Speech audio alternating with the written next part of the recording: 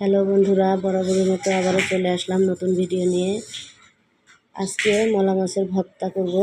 এই যে আজকে কিছু খেতে ভালো লাগছে না, এই জন্য মলা মাছের ভর্তা করব। চলুন দেখে আসি।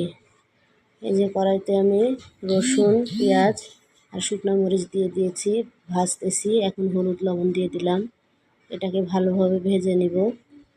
সুন্দর করে একটু ভেজে নিয়ে তারপরে মলা মাছটা দিয়ে দিব। এই যে মলা মাছটাও দিয়ে দিয়েছি।